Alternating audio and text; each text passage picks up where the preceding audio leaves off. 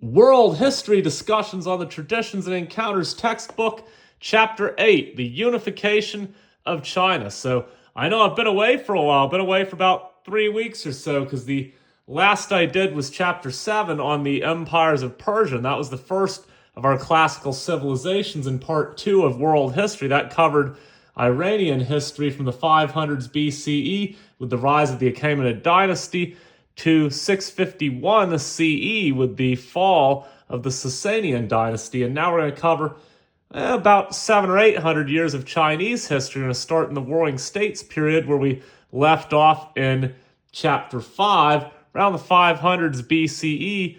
We're going to talk about the philosophies of Confucianism, Taoism, and legalism. Then we're going to talk about the two major empires of the Qin dynasty, which was from 221 to 207 BCE, and the classical Han dynasty from 206 BCE to 220 CE, with a brief interruption between 9 and 25 CE. We're going to get to that in this very chapter. But anyway, if you're wondering where I've been since we last talked, which was late February, I last did the Iranian history chapter. And then I remember right after I finished that, the U.S. invaded Iran.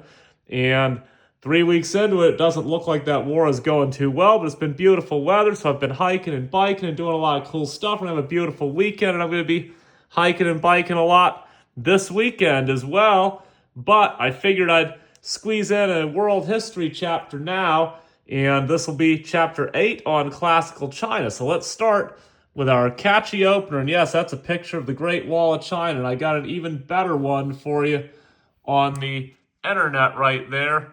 Love it.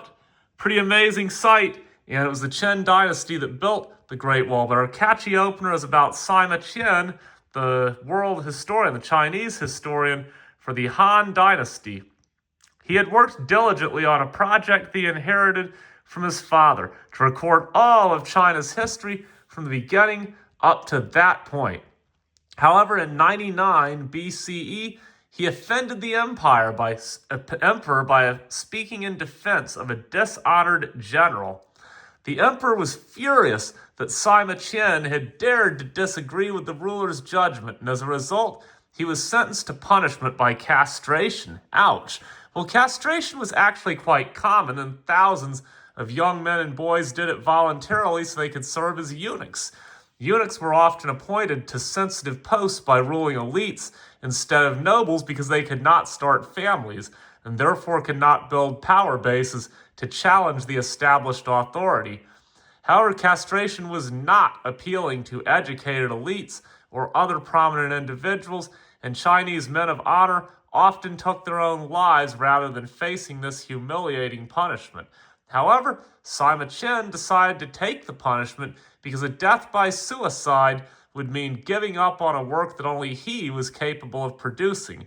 And as a result, he lived and worked in disgrace until his death in 90 BCE. The complete work consisted of 130 chapters, most of which survive. In addition to history, Sima Qian also wrote about his own time period and supplemented those sources with personal observations and information taken from political and military figures playing big roles in Chinese society. He even described neighboring societies who were sometimes trading partners and other times enemies in wars.